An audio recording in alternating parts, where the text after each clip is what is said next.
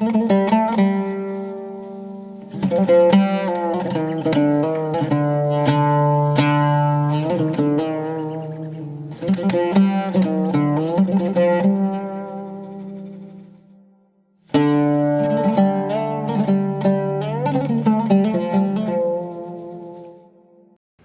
لله رب العالمين، والصلاة والسلام على سيدنا محمد وعلى آله وأصحابه أجمعين. هزاران هزار جار سپاس و ستایش بۆ خوای تاک و تەنها و بێشەریک کە تەمەنی پێداین لە ساڵی نوێی کۆچیدا لە ماڵی خوای پەروەردگاردا جارێکی تر یادێک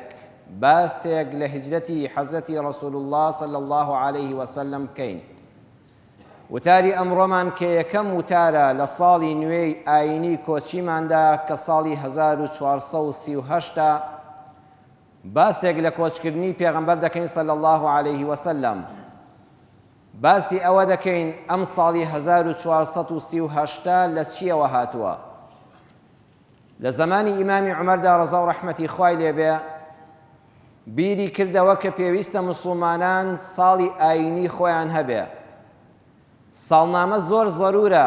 بۆ بەڕێکردنی کاروباری ژیانی خۆمان.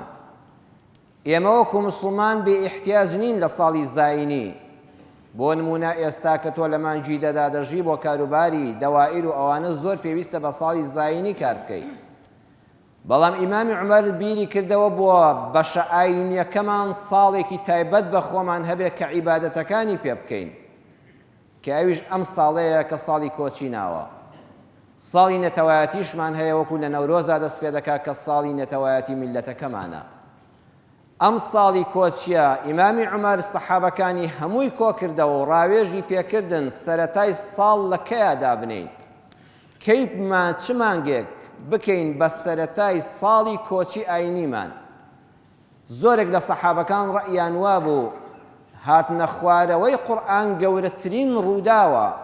با ڕۆژی نزولی قورئانی پیرۆز بکەین بە سەرەتایەک بۆ دەستپێکردنی ساڵنامەی ئاینی ئیسلامیمان. ئیمامی عومەر فەرمووی وەڵڵاهی هاتنە خوارەوەی قورئان جارشکە دووبارە نابێتەوە، بەڕەئی من شتێکی کە هەڵبژێرن. وتیان لەدایکبوونی پێغەمبەری خوا صلی الله عليه وسلم، لەدایکبوونی ئەو ڕەحمەت و خێر و بەرەکەتە ئەوەندە گەورەیە ڕۆژی مەولود بکەین بە سەری ساڵی کۆچی، سەری ساڵی ئاینیمان. فەرمووی پێغەمبەری خوا صلی الله عليه وسلم کە لەدایک بوو ڕاستە ڕێزلێنراوی خوای پەروەردگار بوو، بەڵام ئەو کاتە هێشتا پێغەمبەر نەبوو. وتیان دەی با وەفاتی پێغەمبەری خوا صلی الله عليه وسلم کە ئازارترین شت بە دڵی موسڵمانان گەیشتا قیامەت وەفاتی حەزرەتی پێغەمبەر بوو صلی الله عليه وسلم. با ڕۆژی وەفاتەکەی کە هەرگیز لە یاد ناکرێ بیکەین بە سەرەتای ساڵنامەمان. فەمووی موسڵمانانی ئێمە ئەمرمان پێ نەکراوە هەمیشە لە مەحزوونیدا بژین و سەرەتای ساڵمان بە خەم و کەسەر دەست پێ بکە، بۆیە حەز ناکەم ئەوەشیان بکەین. وتیان ڕۆژی سەرکەوتنی بەدر کە بە ئاشکرا فریشتەی خوا لە ئاسمانەوە لەگەڵ سەحابەدا شمشێر بەدەست شەڕی کردووە لەگەڵ کافرا، ئەوەندە خوا ئیمداد و کۆمەکی بە موسڵمانان کردووە. ڕۆژی بەدر زۆر گەورەیە. هەندێکی تر وتیان ڕۆژی فەتحی مەکە لەوەش گەورەترە. ئیسلام بە تەواوەتی سەرکەوت و بت و بتخانە پێچرایەوە. ئیمامی عومەر فەرمی وەڵڵاهی من ڕێیەکی ترم هەیە، غەزای بەدریش و فەتحی مەکەش لە ڕەتفعلا بوون، هۆکارێکیان هەبوو کە ئەویش دەربەدەرکردنی پێغەمبەر بوو صلی الله علیه وسلم. بۆیە فەرمووی ئەگەر ڕێی جەماعەتی لەسەر بێ من پێم باشە کۆچکردنی پێغەمبەری خوا صلی الله علیه وسلم لە شاری مەکەوە بۆ مەدینە بیکەین بە سەرەتای ساڵنامەی هیجریمان، ساڵنامەی ئاینیمان، و ناوی بنێین ساڵی هیجری، ساڵی کۆچکردنی پێغەمبەر صلی الله علیه وسلم.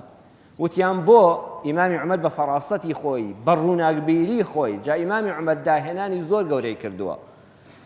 یەکێک لە داهێنانەکانی دانانی ئەم ساڵنامەیە بوو، فەرمووی وەڵڵاهی من بۆیە پێم باشە ساڵی کۆچی بکەین چونکە کۆچ خاڵی وەرچەرخانی مێژووی ئیسلام بوو. فەرمووی ئێوە ئاگادارن تا پێغەمبەری خوا صلی الله علیه وسلم لە مەککە بوو قورئانی مەککی پێدەوترێ، لە هەموو مەککەدا باسی قیامەت و ئیذا الشەمس کوویڕەت و ئیذا زولزیلەت الئەرض زیلزالەها بوو، باسی تێکچوونی دنیا، هاتنی قیامەت، وەحدانیەتی خوا، تاک و تەنهایی خوا، نێوانی خۆت و خوا. فەرمووی ئەزانن کە پێغەمبەری خوا صلی الله علیه و سلم چۆن مەدینە قورئان گۆڕدرا بوو بە قورئانی مەدەنی ئەمجا باسی پەیوەندی مرۆڤە لەگەڵ مرۆڤدا باسی ئەحکامە باسی دەوڵەتە باسی یاسایە باسی ژن و ژنخوازیە باسی پەیوەندی هاوسەرگیریە فەرمووی هەر کۆچکردن خاڵی وەرچەرخان بوو لە قورئاندا مەککەی و مەدەنی لە یەکجیا کردەوە بۆیە دەڵێ ئەم سوورەتە مەککیە ئەم سوورەتە مەدەنیە ئەوە بە کۆچ لێکجیابەوە فەرمووی ئێمە بێ دەسەڵات بووین بە کۆچکردن بووینە خاوەنی عیززەت ئێمە لە مەککە ژێر دەستە بووین لە مەدینە بووینە خاوەنی دەوڵەت بۆیە ڕۆژێکی زۆر گەورەیە وەرچەرخانە حەز ڕۆژێکیش وەرچەرخان لە ژیانی ئینساندا لە بچووکەوە بۆ گەورە ڕووبدا حەق وایە بەڕێزەوە سەیری بکە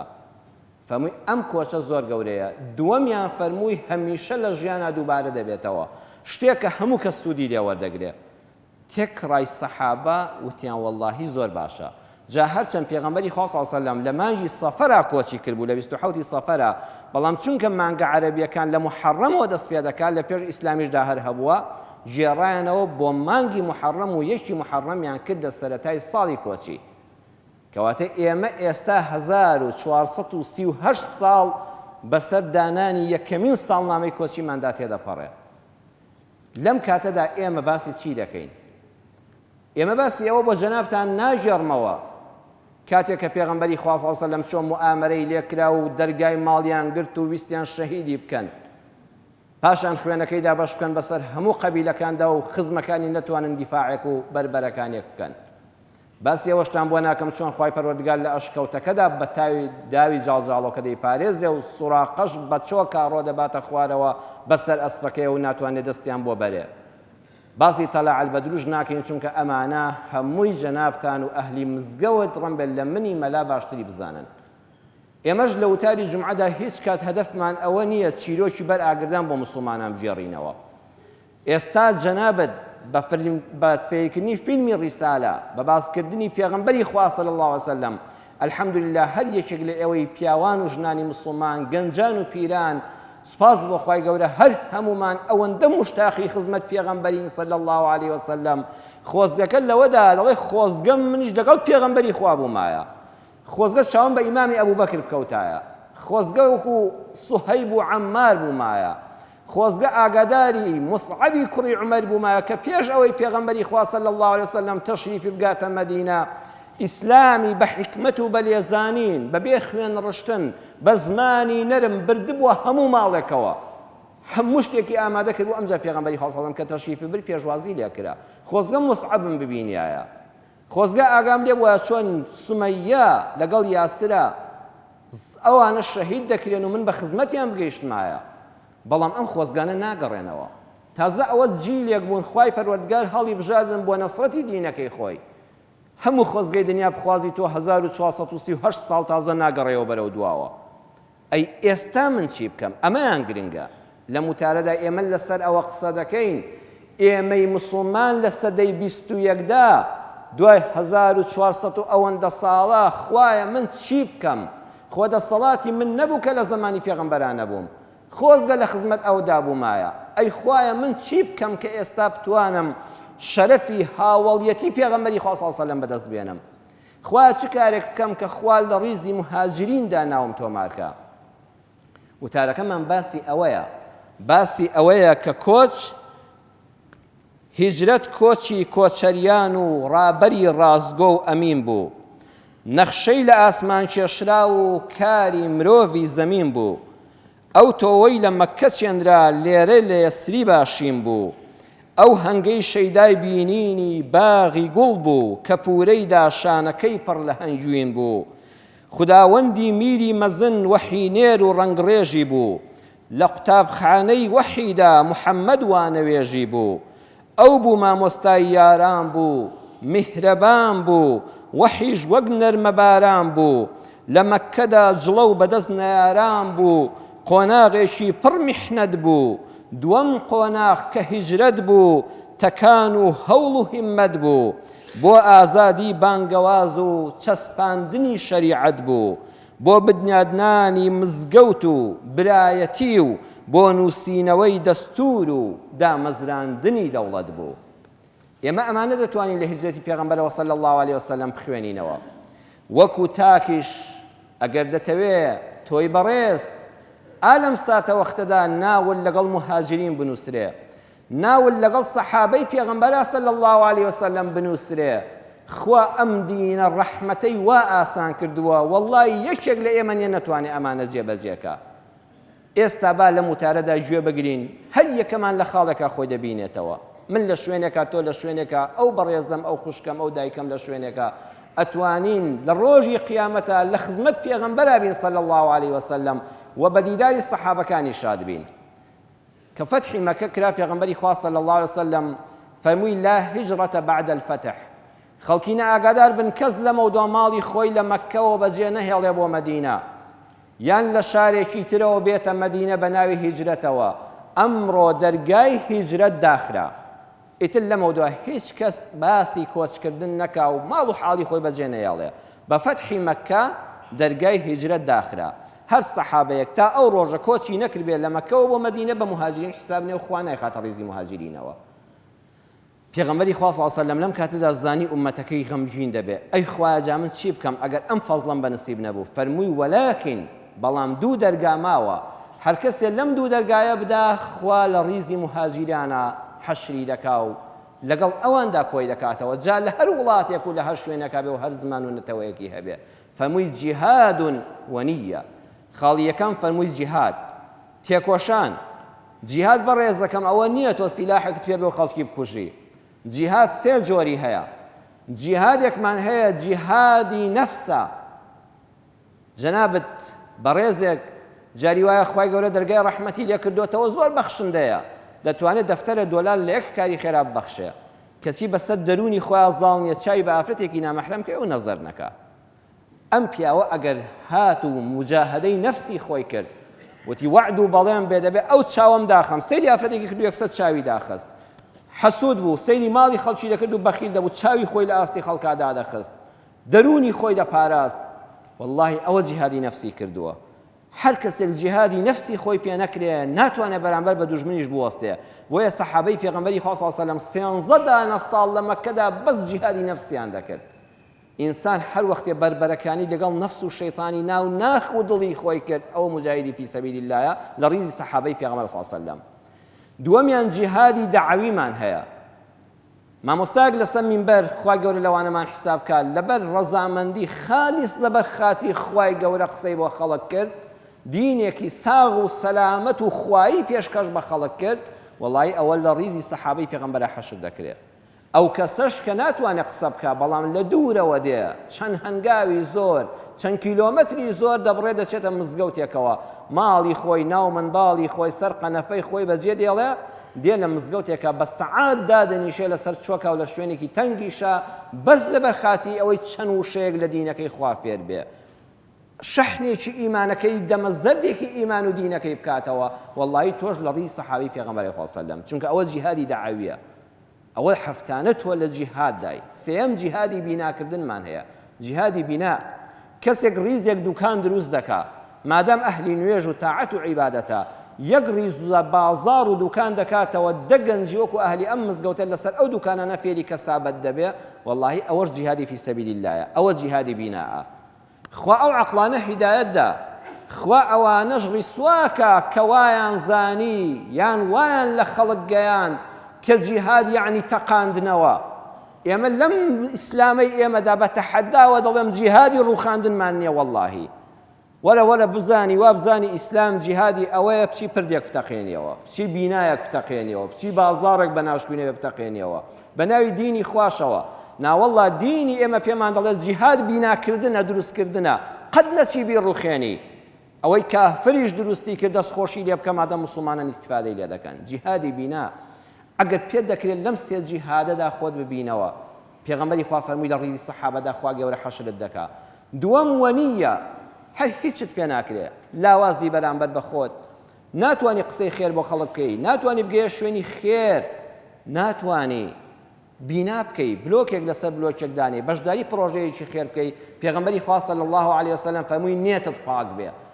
نێتی خاوێنیش دەتباتە ڕیزی سەحابەکانی پێغەمبەر صلی الله علیه وسلم. بە ناڕەحەتی هەر کەسێک، نەک هەر موسڵمان، بە خوێن ڕشتنی هەر کەسێک لەم سەر زەویەدا دڵت ئازارێکی پێ بگا، ئەوە دڵ پاکی. بە سەرکەوتنی هەر کەسێک لە هەر شوێنێکی ئەم سەر زەوێدا کاتێک کەوا شانازێک بە مرۆڤاتی تۆمار دەکا ئیسراحەتێک بە مرۆڤاتی دەبەخشێت تۆ دڵت گوشاد بوو وەڵڵی خوا خۆشی دەوی خۆ دەتوانی ئەمنێتی ناودڵی خۆت خاوێنکەی جیهاد و نوە ئەوە خاڵی یەکەم. دووەمیان پێغەمبەری خوا صلی الله علیه و سلم فەرمووی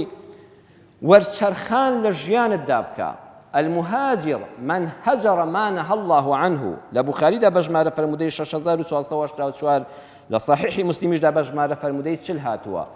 مهاجر أو كسيا كوا واز ديانيا لو شتيك خوا قدغي كردوا واته هجرت بريتيا لغوريني جينجا وبارودوخي جيانت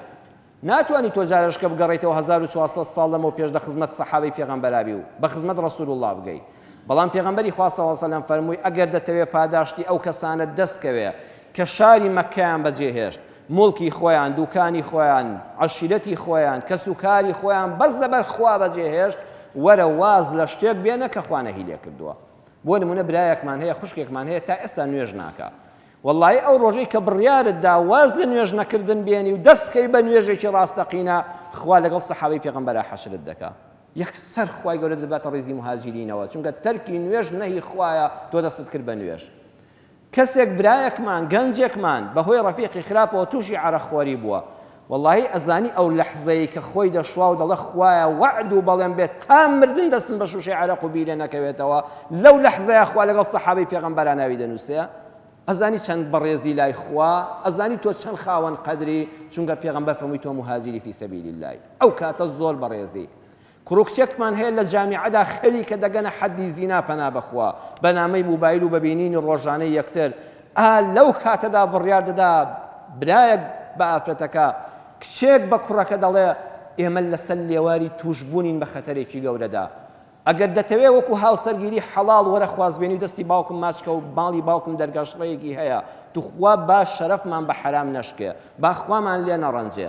جامە کوڕەکە بە کچەکە بڵێیان کچەکە بەبیر کوڕەکەی بخاتەوە ئەگەر ناشتەوێ هاوسەرگیریم لەگەڵا بکەی توخوا وازم لێ بێنە با لە بازنەی خوشک و برایەتی ئیسلامەتی و کوردایەتی دابژین با خیانەت بە خۆمان و نەتەوەکەمان و بایک و باوکمان نەکەین ئەزانی لەم لەحزەیە ئەمانە بڕیاری داوێن پاکیاندا وازیان لە بە شەرعی هێنا و بە شەرعی خوا لە یەک مارەکران یان کە زانیان بۆ یەک ناگونجێن لێک دوورکەوتنەوە پەیوەندێک کە شەرعەکەیان ناشەرعەکەیان پچڕان وەڵڵی لە ڕیزی سەحابەی پێغەمبەر حساب دەکرێ وەکو قۆی یوسف ژینگەکەی بەجێهێش حەزرەتی یوسفی گەنج فەرمووی ڕەبی السجن أحب إلي مما يدعونني إليه والله خوای گیان سجنم پێ خۆشترە بە زەلیلی بە برسێتی بە لێدان بەو دیوی شیشی تاریک ئەخر هیچ شتێک پەنا دەگرین بەخوا لە زیندانی پشت ئەشکەنجە ناڕەحەتتر نییە والله خوایە ئەو زیندانە نەک بەلامەوە خۆشە پێم خۆشترە ئەحەب خوایە پێم خۆشترە لە کۆشکە ڕازاوەکەی عەزیزی میسر کە باشترین خواردن و باشترین بەرگ و بۆن خۆشترین بۆن و جوانترین نوێنم هەیە کە تیا بخەوم خوایە وەڵڵاهی ناو ئەو سجنە ئەسپێوەیەم پێ خۆشترن نەک لەوێدا تووشی بێفەرمانی تۆ بم خوایە لەوێ نەقڵم کە بم خەزیندانەوە بەس تووشی داوێن پیسی نەبم تووشی داوی زولەیخانە بم هەر گەنجێک ئەمە بەرنامەی بێ لەبەر خاتی ئەو خوای گەورە لەو ژینگە خراپەوازیەنە وەڵڵاهی ئۆتۆماتیکی تۆ دەچی ڕیزی سەحابەکانی مهاجرینەوە هەر لە سەدەی 21دای عەزیزم لە کوردستاندای دەتوانی ئەم کارە بکەی ئەم دینی خوایە دەرگاکەی فراوانە جاوە دەبێ هەزاران گەنجی وامان هەیە ناویان تۆمارە من و تۆژۆک پێویست ناسین هەزاران خوشکمان هەیە لە زانکۆ پەیمانگاکاندا لەسەر لێواری زینا دەگەڕێنەوە بە ئاگادێنەوە وەڵڵاهی خوا ئێوەی زۆر خۆش دەوێت دڵنیا بە لە ڕۆژی قیامەتە لە خزمەت پێغەمبەرە بە خزمەت سەحابەکانی پێغەمبەری خوا دەگەی کە لە پێناوی خوادا هیجرەتیان کرد کەسانێکمان هەیە غەش دەکەن والله تەوبە دەکا هیچ کە غەش لە مەعامەلەدا نەکەم کەسانێکمان هەیە دوو زمانن ئەڵە شەر بێت لەمە دو زمانی خۆم بگرم بەو زمانی من کەس تووشی ناڕەحەتی نەبێ کەسانێکمان هەیە کەناڵێکی خراپ لە تەلەڤیزۆن و سەتەلایتەکەی یان لە پەیجەکەی و ناو ئەنتەرنێتەکەیدا هەیە لەبەر خاتی خوا مەسحی دەکا و ڕەشی دەکاتەوە والله ئەوەش مهاجری فی سەبیل اللهە لەو لەحزەیەدا خوا تۆی زۆر خۆش دەوێت ئاگادار بە شەرەفی مهاجری لە دەستمەدا کەسێکمان هەیە گەنجێکە بۆ دایک و باوکی خراپە لە کوڕ و لە کەس تا ئێستا گوێ ڕایاڵی نەکردووە گاڵتەی بە دواکەوتوی عەقڵی باوکێکی بەستە زمانێک کە چەند بە ناڕەحەتی تۆی پێگەیاندووە بە دایکێکی نەخوێندەوار کە چەند بەدڵسۆزی تۆی پێگەیاندووە خوشکی بەڕێزم ئەمڕۆ کە چوویتەوە لە جومعە ئەمڕۆ کە ئەم وتارەت بیست لە هەر شوێنێکی دنیای بڕۆ دەستی ماچکە داوای گردن ئازایی لێ بکە وەڵڵاهی لەو کاتەدا تۆ لە خزمەت سەحابەکانی پێغەمبەرە حەشر دەکرێی پیاوێک کاتە خزمەت پێغەمبەر صلی الله علیه و سلم وەکو لە بوخاری و مسلمە هاتووە وتی ئوبایعک علی الهجرة والجهاد ئەی پێغەمبەری خوا صلی الله علیه و سلم دەستت بێنە وعد و بەڵێن بێ لە خزمەت جەنابتدا ماڵ بەجێ هەڵموو دێمە شاری مەدینە لە خزمەت تا دەژیم شمشێرەکەم ڕادەکێشم و شەڕی کافران دەکەم تا دەکوژرێم دەستت بێنە و پەیمانت بدەمێ پێغەمبەری خوا صلی الله علیه و سلم وتی ئەبتەغی الأجر من الله والله ئەی پێغەمبەری خوا نە ماڵم دەوێ نە تاڵانم دەوێ نە سامانم دەوێ تەنها دەمەوێت خوام لێ ڕازی بێ و پاداشتی قیامەتم هەبێ پێغەمبەر صلی الله علیه و سلم فەرمووی فەهەل من والدیک ئەحەد حی برای گەنجم کوڕی گەنج داک و بابت هیچیان ماون لە ژیاندا وتی بەڵێ بەل کلاهما وەڵای داکیشم ماوە و باوکیشم ماوە وا پیر بوون فەرمووی فتەبتەغی الأجر من الله دەشتەوێت خوا لێت ڕازی بێ و ئەجرت بۆ بنووسێ بەس نێتت ڕەزامەندی خوا وتی ئەرە بەخوای پێغەمبەری خوا بەخوا کە دێمە خزمەت و غەزا دەکەم و جیهاد دەکەم بەس بۆ ئەوەمە خوا لێم ڕازی بێ و پاداشتم داتەوە فەرمووی فەرجع إلى والديك دە بە قسەی ئەم پێغەمبەری خوایە بکە بڕۆ بۆ خزمەتی دایک و باوکە پیرەکەت فأحزن صحبتهما خزمەتیان بکە و هاوڕێیەک و دڵسۆزێک بە لەگەڵیاندا و بێ ئەمریان مەکە و دڵیان مەشکێنە و جوان خزمەتیان بکە خوا لەگەڵ ئەو کەسانە حسابت دەکات کە لەگەڵ منا هیجرەتیان کردووە و جیهادیان کردووە ئەو گەنجانە چەند بەڕێزن کەوا دڵی دایک و باوکیان ڕازی دەکەن کە دەچنەوە ماڵەوە دەستی دایکە پیرەکەیان ماچ دەکەن چەند جوانە گەنجێک بڵێ من لەگەڵ دایکما دەژیم من لە خزمەت باوکمام ئەی چەند ناڕەحەت دەبمی وا دەڵێ وەڵا دایکم لەخوا بەزێوە لەگەڵ منا دەژی وەڵا باوکم لەگەڵ خۆما کورەجە تۆ چی بڵێ من لە خزمەت باوکمدا بووم هێشتا نانی ئەو دەخۆم من لە خزمەت دایکمام و ماڵەکە هی ئەوە مەڵە دایکم من بەخێوی دەکەم ئەوە دایکتە تۆ هێشتا بەخێو دەکا ئەوە فەزلی خوا و ئەوانە بەسەرتەوە کە پارێنانێک لە ماڵەکەتدا هەیە والله هەر گەنجێک لە کوڕ و کچ ئاوا بیر بکاتەوە یەکسەر دەچێتە ڕیزی سەحابەکانی پێغەمبەر صلی الله علیه و سلم ئەمە جیهادە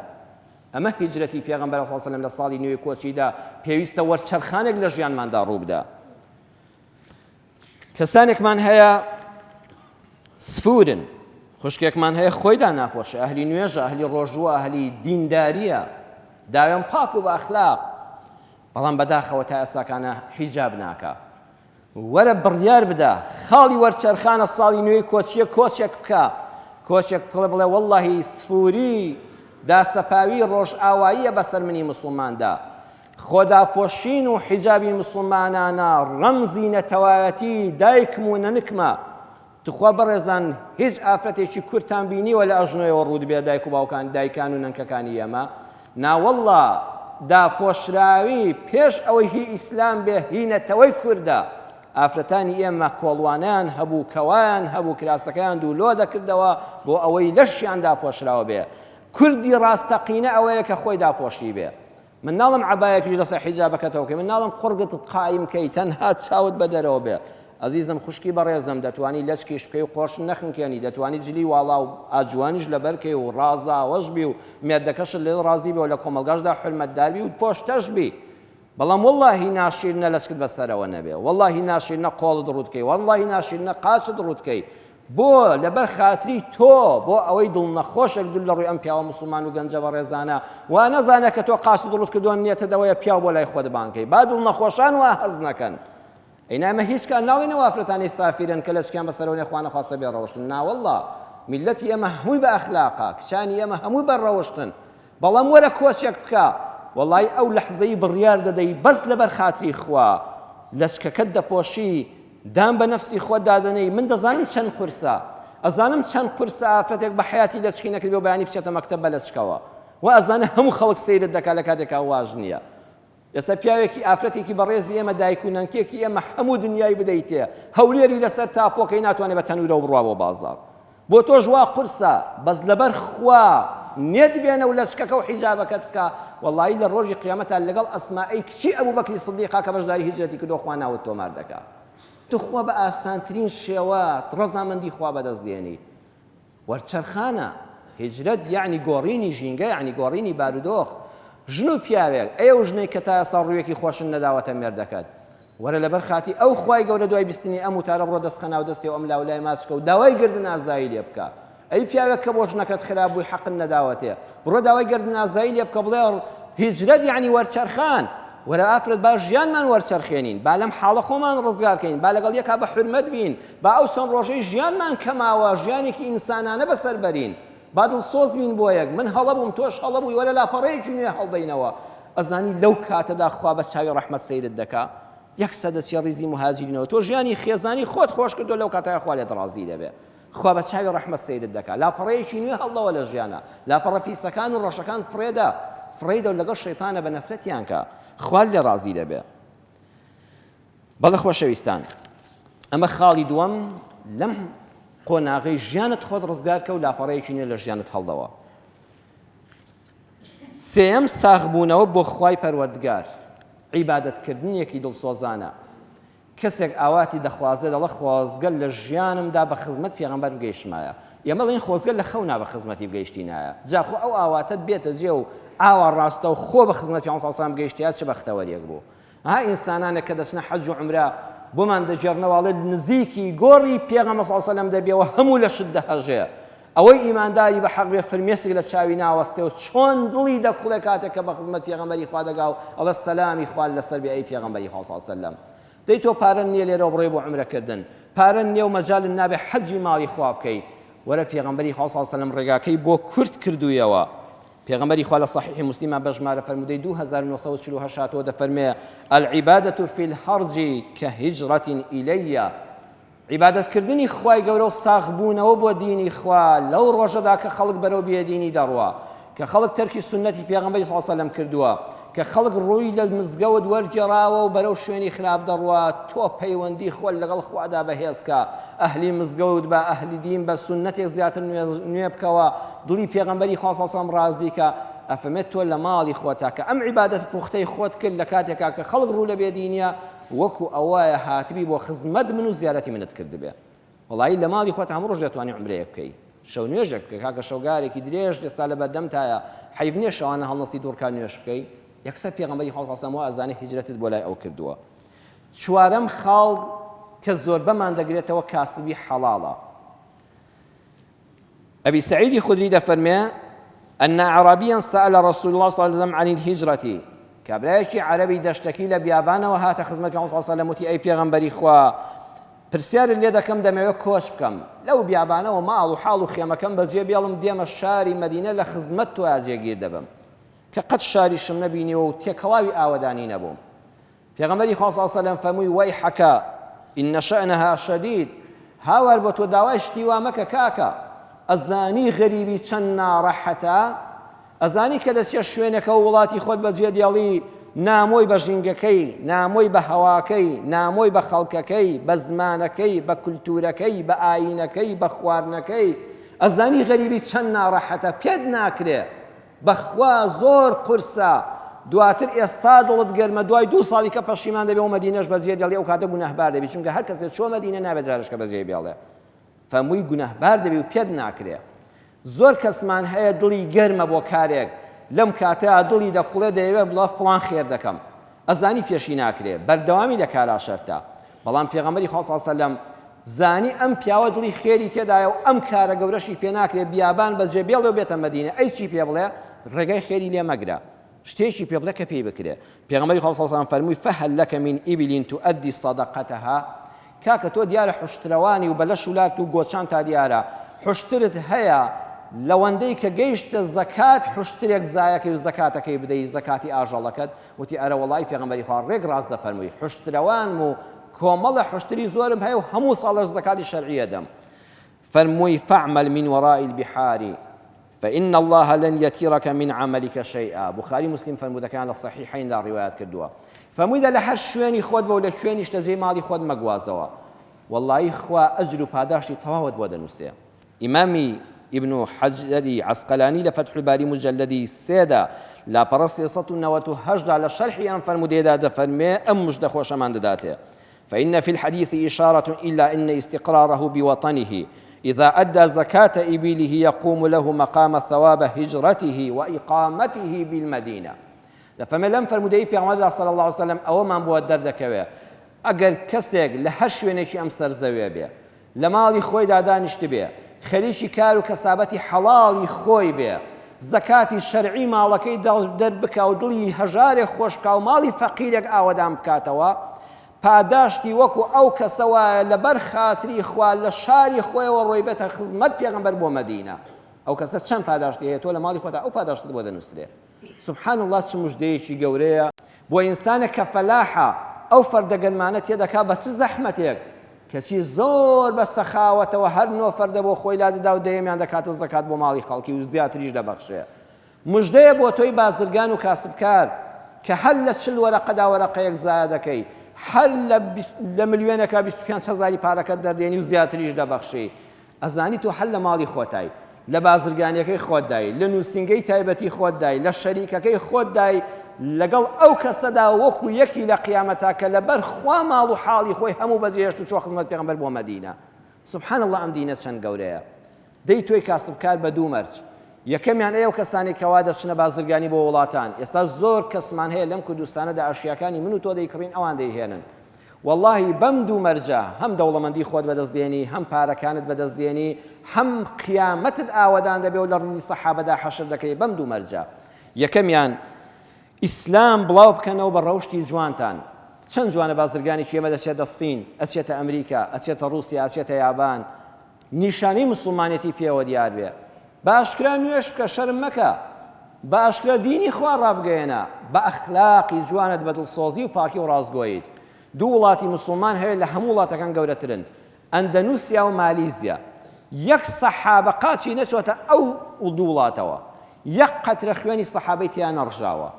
یەک مەلا هاتوچۆی نەکردووە، یەک وتاری جومعەی تیان نەخوێنراوەتەوە. دوو وڵاتی گەورەی جیهانی ئیسلامن. ئەزانی بەچی موسڵمان بوون؟ بەس لە ڕێی بازرگانی موسڵمانەوە. کابرا بازرگانێک بوو دەچوو لەوێ معاملەی دەکرد، ئەوەندە ڕازگۆ بوو، ئەوەندە هێمن، ئەوەندە لە سەرخۆ، ئەوەندە بە ویژدان. کابرا کەسێک یەکرد زۆر قازانجی کردووە، کابرا دەیگوت شتت پێ دەفرۆشم، دەیگوت خوا من زۆرم قازانج کردووە، ئەو ڕەفیقەشم ئەوە دراوسەی منە بەیەکەوە هاتوین، تخوا شتێکی وای قازانج نەکردو ماڵەکەت بۆ بفرۆشە بەڵکو خێرێ بکە. کاکە من قەت شتی وام نەدیوە، تۆ چ دینێکت هەیە، تۆ خەڵکی کوێی؟ کاکە وەڵی من موسڵمانم، دینەکەم ڕێگەم پێ نادا دەستت ببڕم، دینەکەم ڕێگەم پێ نادا غەشل لێ بکەم، دینەکەم ڕێگەم پێ نادا درۆت لەگەڵا بکەم. یەکسەر کابرا موسڵمان دەبوو، منداڵەکانی موسڵمان دەبوون. ئەو دوو وڵاتە بەس لە ڕێی بازرگانی موسڵمانەوە فەتح کران. ئەینا بە خوێنی هیچ سەحابە و وتاری عالمێک فەتح نەکراوە. دینی خوا ئاوا دەتوانی نمونەیەکی جوان نیشاندەی. برایەکی بەڕێزم بۆی جێڕامەوە ساڵانێکی پێشتر، وتی لە چیندا لە وڵاتی سین معاملە دەکەم، لەگەڵ ئافرەتێکا بوومە شەریک. وتی هەموو جار کە دەستی دێنا دەستم یەکەم جار دەستم کێشایەوە پێی سیر بوو. وتم بۆ دڕون دەکەمەوە لە ڕێی تەرجمانەکە، وتم داوای لێبوردن لێ دەکەم، تۆ زۆر بەڕێزی. لە دینی مندا ئافرەتێکی بەڕێز غەیری هاوسەر و باوک و براکەی خۆی نەبێت کەس مافیۆی دەست بخاتە ناو دەستیەوە. وەکو چۆن مەلیکەی بەریتانیا حەوت کەس نەبێ و کە لە ژەرعیشدا حەوتن کەس بۆی نییە دەست بخاتە ناو دەستیەوە، تۆش لە لای ئێمە ئەوەندە بەڕێزی. ئەینا دەستم بۆیە نەجێڕایە سوکاتیت پێ بکەم. ئەڵێ وتی وەڵاهی تۆش موسڵمانی و موسڵمانیشم بینیوە دەتباتە وتێلەوە داوای مەساج و ئافرەتت لێ دەکا. وتم ئەستەغفر الله، ئێمە لەوانە نین، ئێمە بۆ کەسابەت هاتوین، واللهی من ئامادە نیم دەستم بە حرامی بەردەستی تۆ بکەوێ. وتی جارێکیان لە مەتاری پەکیندا واتینم بۆ هاتبوو خەریب و بزربم، پەتێکی بەدەستی خۆیەوە بەست و پەتێکی بەدەستی منەوە بۆی دەستمان بەردەستی یەک نەکەوێ. وتی واللهی سەردا دەنەوێنم بۆ ئاینێکی ئیسلام و پەروەردەیەکی قورئانی کە پیاوی وەکو ئێوەی دروست کرد بێ. واللهی ئەو دینەی ئێوە گەورەیە. ئەزانی ئەم شاهیدە بۆ تۆ لە قیامەتا چەند زۆرە. کەسابەتی خۆشت دەکەی چونکە دینی خوا ئاوا عرض دەکەی، واللهی خوای گەورە لێت ڕازی دەبێ و دەچی خزمەت پێغەمبەری خوا صلی الله علیه و سلم. دنیات ئاوەدان، قیامەتت ئاوەدان. دووەمیان بەو مەرجەی شتی باش بۆ وڵاتەکەمان بێنن. تخوامەڵە گڵۆپێکم بۆ دروست کە دوای 2 ساعت لە کابرا لە ماڵەوە فڕێدین. مهم وایە هەرزان بێ. ناوەڵا بڵێ وڵاتی خۆمم خۆش دەوێ. برایەکی ئێمە چوو بوو بۆ دوبەی، وتی لە کابرایە لای نووسنگەی سیارێک بۆی هێندە شەحنی سیارات بێنم بۆ ئێرە، معاملەمان دەکرد سێریم کرد پەرداخێک ئاو هی وڵاتی چینە. وتم یعنی لە دوبەیشدا خەڵک وڵاتی چین ئاوی بۆ دێنێ. وتی نە، ئەمە ئاوی ئەم وڵاتە نییە. وتم ئەی بۆ تۆ لاتە؟ وتی کاکە من هەموو جارە کە بارم بۆ دێ دەڵم 100 کارتۆن ئاویشم بۆ بێنن، بۆی ئاوی ئەم وڵاتە نەکڕم، بۆی ئەو پارەی بە ئاویشی دەدەمەوە بژێڕدرێتەوە بۆ ژیرفانی 1 ملیار خەڵکی خۆم. حەز دەکەم خەڵکی خۆم ئیستیفادەم لێ بکە. پارەی ئاوەکەش حەز ناکەم لێرە پارەی بەشت بدەم، دەینێرمەوە بۆ وڵاتەکەی خۆم، هاوڵاتێکی خۆم ئیستیفادەی لێ بکە. ئینسان ئەوە وڵاتی خۆی خۆش دەوێت، بۆیە پێش دەکەوێت. بەڵام تو خوا حیف تۆ بازرگانی بکەی بڵێ کام شتەی خراپە بە قوربان سوودی زووە من زۆر و ماڵوێرانی بۆ میلەتەکەم. دوایی کابرا دینەکەی خوش کە لە تۆ بناسێ بەرچاوی دەکەوە میلەتەکەش لێت ڕازی نابێ، لە دینی خوا دەترازەی. پێنجەم کۆچکردن بۆ تەندروستی. جاران سیلدارەکانیان دەبردن بۆ شاخی لودان، لۆکو لە عێراقەوە دەیان بردن. گەرمێن و کوێستان لە کوردستانە دەکرا خەڵک چەند لەش ساغ بوو. ئینسان کاتێک کە تووشی نەخۆشی دەرونی دەبێ، کاتێک کەش تووشی نەخۆشی جەستەیی دەبێ، وەرە سەفەرێک بکە، وەرە کۆچ بکە، ئەو ژینگەیە بەجێبێڵە، ئەو هەوایە بەجێبێڵە، ئەو خواردنە بەجێبێڵە، ئەم ڕەفیقانە بەجێبێڵە بچە بۆ شوێنێکی چکە. لە مەسافەی ئەم سەفەرەدا هەست بە فەرەحێکی دەرونی دەکەی. ڕاستە سەفەر ناڕەحەتی خۆی هەیە، بەڵام وەڵای ئەم کۆچکردنە بۆ بواری تەندروستی زۆر سوودی هەیە. ها کاتی خۆی لەبیرتان بێ سیلدارەکانی عێراق و کوردستانیان دەبردن بۆ لوبنان، لەوێت چا دەبۆ لێرە چاک نەدەبەوە، خۆ لێرە شاخوداخ هەیە. گەرمێن و کوێستان تا دەکرێت خەڵک چەند ساغ بوو، ژینگەکەی دەگۆڕی، پاییز بە ساغی دەهاتەوە کە نەخۆشیێکی هەوای لەوێ دەیپەڕان. زانایەکی گەورە هەیە شێخ محەممەد غەزالی پێڵەن کتێبێک هەیە بە ناوی جەدی الحەیاتەکە لە لاپەڕەی 32دا ئەم بەسەراتە دەجێڕێتەوە. ئەڵێ دیلکارنجی لە کتێبی خۆیدا نووسیوێتی کابرایەک تووشی سەرەتانی کۆڵۆن بوو، هیچ خواردنێکی بۆ نەدەخورا. تەنانەت ئاخری دکتۆر بە ڕاشکاوانە پێی گوت کاکە هیچ کە دەرزی و دەرمان بەکارمەهێنا. ڕیخۆڵەکانی تۆ تەواو بوون، تۆ سەرەتانی کۆڵۆنتە و هیچ خواردنێک دەی خۆی لێدا دەبێتە ئاگر. لەبەرەوە خواردنێکی کەم، شۆربایەکی کەم بخۆ، هەتا ژیانت کۆتایی پێدەی، تر واز بێنی باشترە. کابراوەتی دەی من هەر ژیانم کە کۆتایی پێبێ ئاواتم ئەوە بوو سەفەرێکی دەریا بکەم، ئەو دەریایە ئەم سەراوسەرەکەی ببڕم بە کەشتی. واللهی وعد بێت چی سەروەتم هەیە دەیدەم بە کەشتیەک و سەفەرەکەی خۆم دەکەم. لەوێدا وتی من حەد دەمرم. ئای چەند ساڵە حەزم لە پیازە، حەزم لە سیرە، حەزم لە بیبەری تونە، حەزم لە چەوریە، خۆ هەرچی دەستم بۆ بر هەروتیان نەیخۆی نەکەی. واللهی ئاخری عمرم چیم حەز لێ بێ دەیخۆم، بۆی کە مردم بە ئیسراحەتەوە بمرم. سواری کەشتی بۆ ڕۆی لە ناو دەریادا گۆرانی دەگوت، ئێتر حەیرانی دەگوت، سرودی دەگوت، گۆشتی دەبرژان، چی پێی خۆش بوو دەی خوارد. واللهی ڕۆژ بە ڕۆژ هەستی دەکرد سیحەتی باشە. سەفەری کرد و مانگ زیاتری پێچوو، هاتەوە هیچ نەمرد و وەختەکانیش تێپەڕین و سیحەتیشی زۆر باشە. فەحسی کەوتیان سەرەتانی کۆڵۆنەکە نەماوە. بە گۆڕینی ئەو ژینگەیە خوای گەورە شیفاکەی بۆ نار. تۆش زۆرجار خەم ناکی، زۆرجار نەخۆشیەکەت هەیە، دەتوانی ئەگەر بۆت گونجا سەفەرێک بکەی، کۆچێک بکەی، لەم هیجرەتەدا خوای گەورە بەڵکو شیفاکەت بۆ بنێرێ. شەشەمیان کۆچکردن بۆ بانگەواز، بۆ دینی خوا. ئێستا لەو ئەفریقایە ساڵانە بە هەزاران قەشە بۆ بڵاوکردنەوەی دینی مەسیحی خۆیان دەگەێنە ئەو لێ قەوماوانەی ئەفریقیا، کەسێک کوچکەی، هەژاری،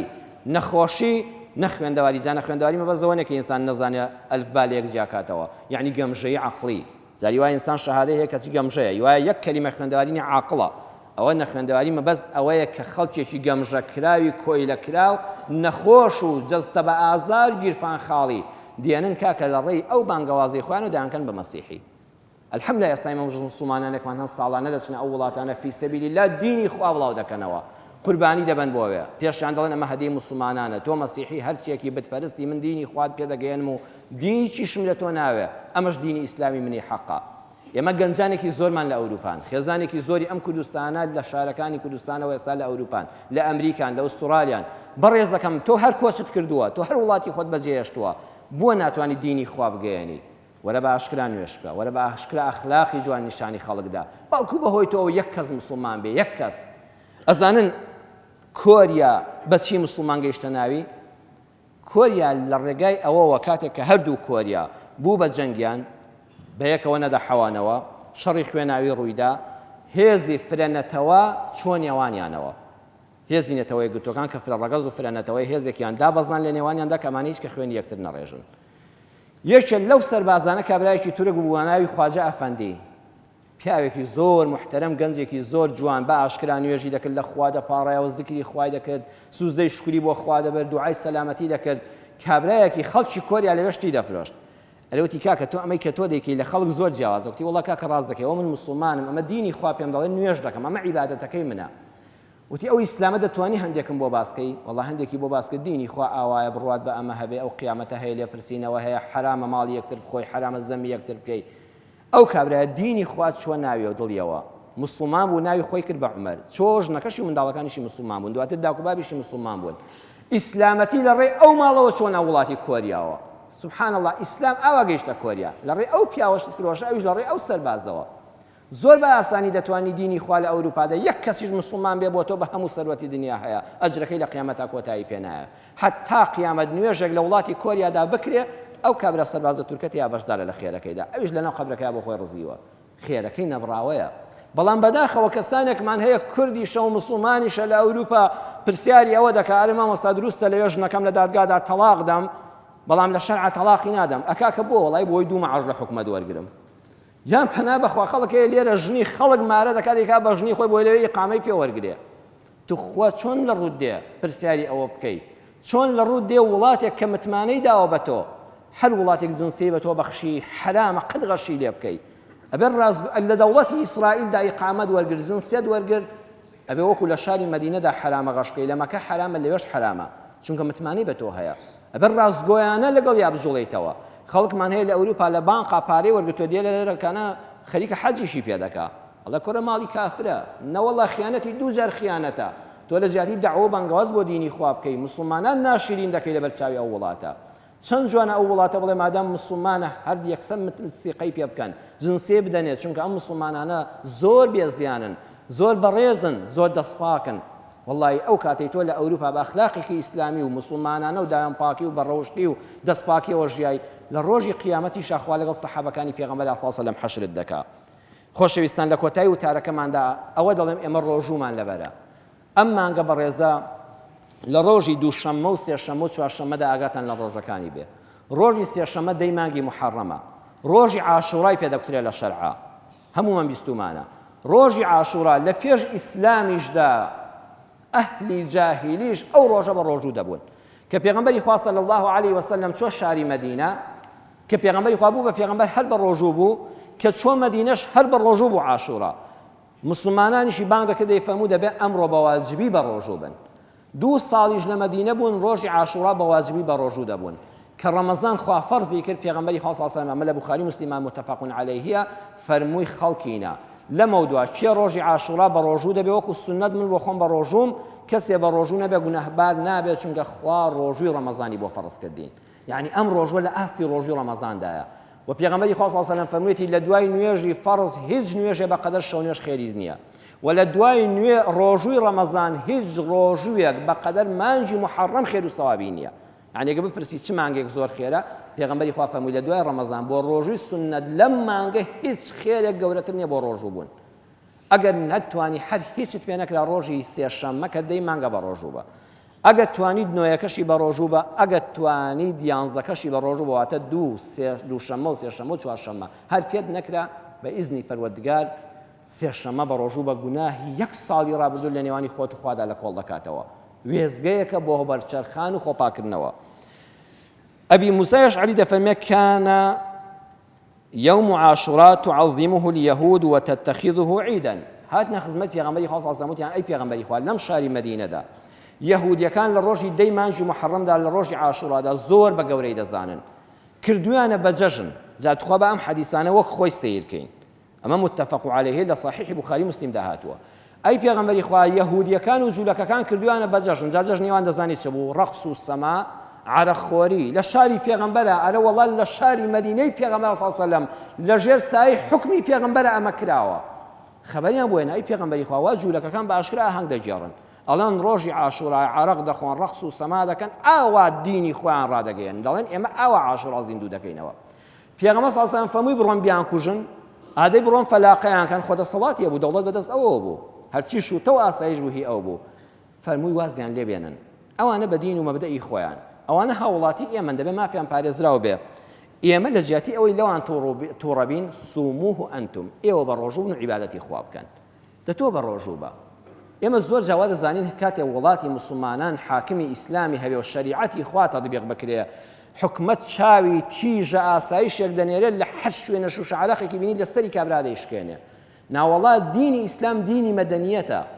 لە شارێکەی پێغەمبەر صلی الله علیه وسلم لەلایەکەوە حەفلە بۆ عەرەق خورا و ڕەقس کراوە پێغەمبەری خوا فەرمووی وازیان لێ بێنن ئەوانش هاوڵاتین دەبێت سەلامەتی خۆیان پارێزراو بێ ئەبێت دەوڵەتی ئیسلام ئەوانەش پارێزێ بەڵام من و تۆی مسلمان سوموه ئەنتم تۆ بە ڕۆژوو بە دەتۆ چاو لەو مەکە دەتۆش ڕەقس و سەما مەکە تۆ عەرەق مەخۆ تۆ بە ڕۆژوو بە ئەمە دینی خوایە والله ئەم دینە لە هەموو شوێنێکی سەرزەویدا جێی دەبێتەوە ئەمە ئەو دیموکراسیە کە خەڵکی ئێستا بانگەشەی بۆ دەکات پێغەمبەری خوا لە دەوڵەتەکەی خۆیدا بە فعلی چەسپاندی نەیفەرموو بچنە سەریان و لێیاندەن سوموه ئەنتم ئێوە بە ڕۆژوو بن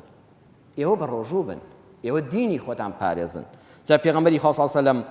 ڕۆژی دەی محەڕەم بە ڕۆژوو بوو فەرمووی لئین بەقیت إلى قابل لأصومن التاسعة وەکو لە صحیح مسلم هاتووە وەڵی ئەگەر خوا عمرم بداتێ و ساڵی داهاتوو بمێنم ئەگەر بمێنم ڕۆژی نوێیەکەشی بە تەمام بە ڕۆژوو بم بەڵام پێغەمبەری خوا فریان نەکەوت کۆچکردنی کۆتایی هات و لاپەڕەکانی ژیانی پیرۆزی پێچایەوە و پێغەمبەر ئاواتەکەی نەهاتەجی. ئەمڕۆ ئێمەش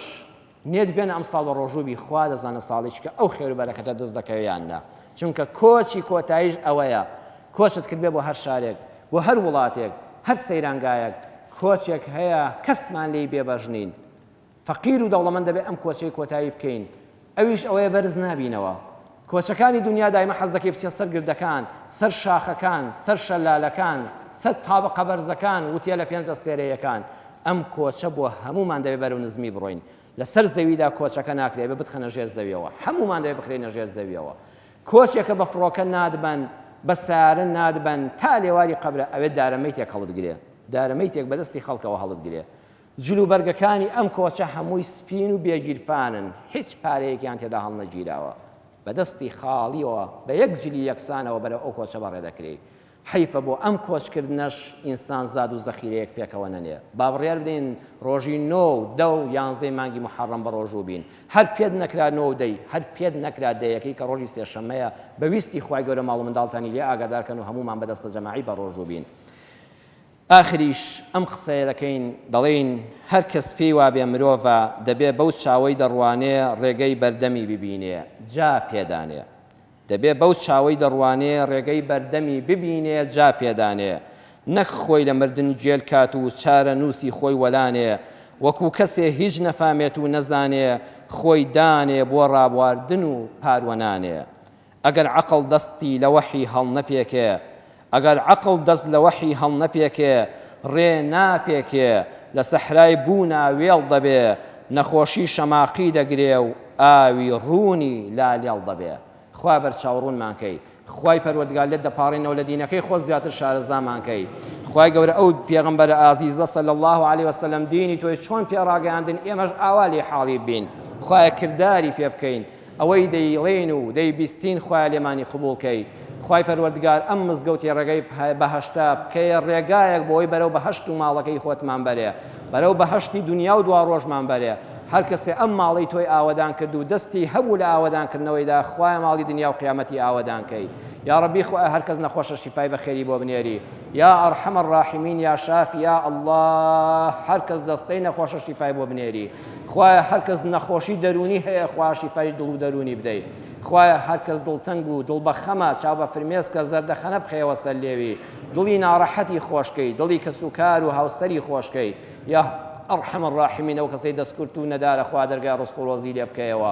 خوای ئەم وڵاتی کوردستانەمان لە بەڵاو موسیبەت لە فیتنەی ناوخۆ لە ئاژاوی ناوخۆ خوایە بە دوورکەی، لە دەستی ناحەزانی کورد و کوردستان وڵاتی مسلمانان بمان پارێزی یا ئەرحەم الراحیمین. یا ڕەبی خوای هەر کەسێکیش دیفاع لەم کوردستانە دەکات لە پێشمەرگە، لە ئاسایش، لە پۆلیس، لە پۆلیسی هاتوچۆ، لە ئەمن و ئەمانی ئەم خەڵکە بە ئاگایە خوای تۆش بیپارێزی. خوای ڕەحم بە ڕۆڵەی مسلمانان بکەی، ڕەحم بە دڵی ئەم دایک و باوکانە بکەی کە ڕۆڵەیان پێشمەرگەی و لە بەرەکانی جەنگە. هەر کەس بریندارە خوای شیفای بدەی، هەر کەس کوژراوە خوای بە شەهید قبوڵی کەی. خوای ڕۆڵەی ئەم مسلمانانە لە هەر شوێنێکی ئەم جیهانن، لە ئەوروپا، لە ئەمریکا، لە ئوسترالیا، لە رووسیا، خوای عەقیدەی ڕۆڵەکانمان سەلامەت کەی، خوای بیر و باوەڕیان سەلامەت کەی، خوای ژیانیان سەلامەت کەی. ئاژاوەی خێزانی لەناو خێزانەکاندا کۆتایی پێبێ و ئیسلاحی حاڵمان بکەی. یا ڕەبی خوای عاقبەتی هەموو لایەکمان بەخێر بجێڕی. ئامین ئامین والحەمد لله رب العالمین.